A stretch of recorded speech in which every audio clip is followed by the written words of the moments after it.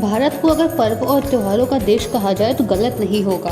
जितने त्योहार भारत में मनाए जाते हैं शायद ही किसी देश में मनाए जाते हैं। हाय गाइस, मैं हूं Pragya. Welcome to my channel crazy life with travellers and foodies. इस व्लॉग में हम जानेंगे छठ महापर्व से जुड़ी कुछ महत्वपूर्ण बातें। अगर आपने अभी तक मेरे चैनल को सब्सक्राइब नहीं किया है तो तुरंत कर दो और बेल आइकन को प्रेस कर देना।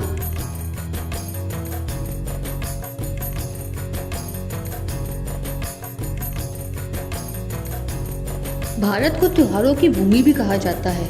इन्हीं पर्वों में से एक खास पर्व है दीपावली। 5 दिन तक चलने वाला ये पर्व सिर्फ भाई दूज तक सीमित नहीं है, बल्कि ये पर्व छठ महापर्व तक चलता है।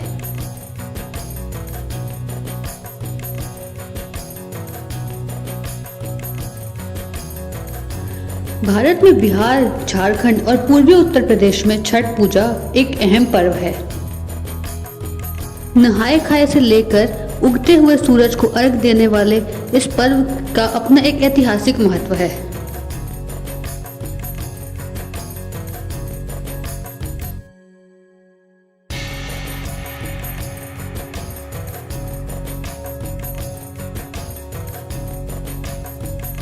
तो आइए अब हम जानते हैं कि इस छठ पूजा की शुरुआत कैसे हुई। पौराणिक कथाओं के मुताबिक जब राम सीता 14 वर्ष के वनवास के बाद अयोध्या लौटे थे, रावण वध करके पाप से मुक्त होने के लिए उन्होंने ऋषि मुनियों के आदेश पर राज सूर्य यज्ञ कराया। पूजा के लिए उन्होंने मुग्दर ऋषि को आमंत्रित किया और ऋषि ने मां सीता पर गंगा जल छिड़ककर पवित्र किया और कार्तिक मास के शुक्ल पक्ष के षष्ठी तिथि को सूर्य भगवान की उपासना करने को आदेश दिया, जिसे सीता माता ने मुग्दर ऋषि के आश्रम में रहकर 6 दिन तक सूर्य भगवान की पूजा की।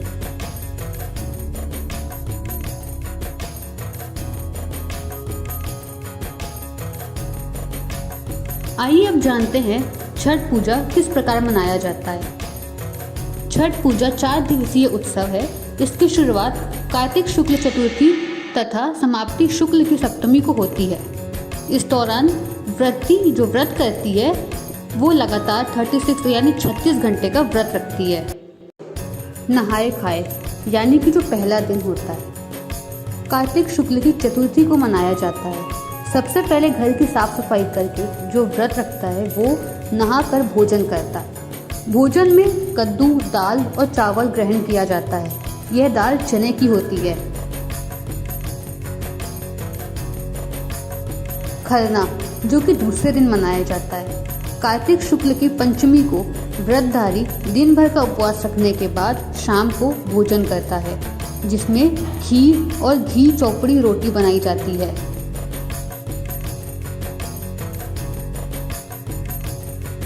इस दौरान पूरे पूजा में घर की और साफ सफाई का बहुत ही ज्यादा ध्यान रखना होता है।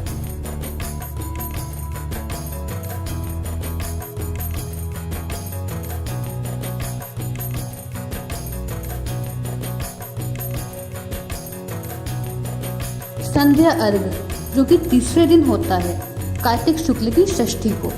दिन में छठ प्रसाद बनाया जाता है। जिस तरह 100 साल पहले ये पर्व मनाया जाता था, आज भी वैसे ही मनाया जाता है। इस पर्व के लिए जो प्रसाद होता है वो घर में तैयार किया जाता है। ठेकुआ और कसर के अलावा जो भी प्रसाद बनता है वो खुद व्रत करने वाले परिवार के लोग पूरी साफ सफाई से बनाते हैं। ठेकुआ जो कि इस त्योहार में बनाया जाता है हर घरों में, वो गुड़ और आटे का बनता है, बल्कि जो कसर होता है वो चावल के आटे और गुड़ का बनता है। इसके अलावा इस पूजा में फलों और सब्जियों का बहुत महत्व है। पूजा में इस्तेमाल होने वाले बर्तन या तो बांस के बने होते हैं या मिट्टी के। शाम तक पूरी तैयारी करके बांस की टोकरी में अर्घ का सूप सजाया जाता है और व्रती के साथ परिवार के सारे लोग सूर्य को अर्घ देने घाट पे जाते हैं।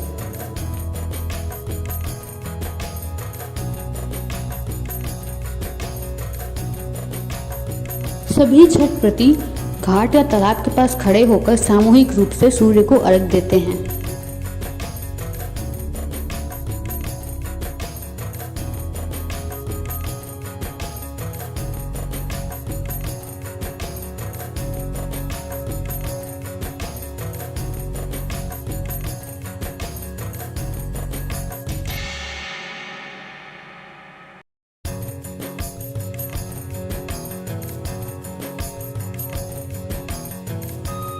सूर्य को जल और दूध से अर्घ देते हैं और छठी मैया की पूजा करते हैं। शाम का जो अर्घ होता है वो हम लोग जल से देते हैं और जो भोर का अर्घ होता है वो हम लोग दूध से देते हैं।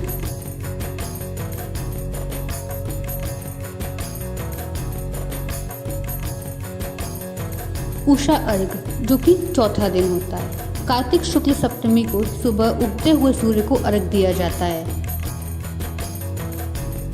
व्रती वहीं पुनः इकट्ठा होती हैं जहां उन्होंने शाम को अर्घ दिया, पूजा करती हैं और आरती करके सूर्य भगवान का निकलने का इंतजार करती हैं। अंत में व्रती प्रसाद खाकर व्रत पूरा करती है।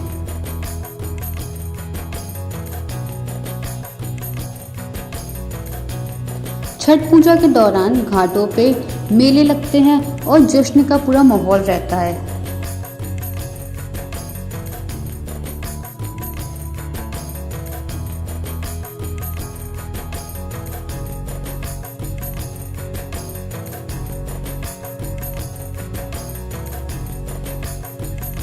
आइए अब हम जानते हैं कौन है छठी मैया।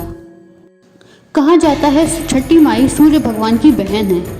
उनकी पूजा करने से और गीत गाने से सूर्य भगवान प्रसन्न होते हैं और सभी मनोकामनाएं पूरी करते हैं।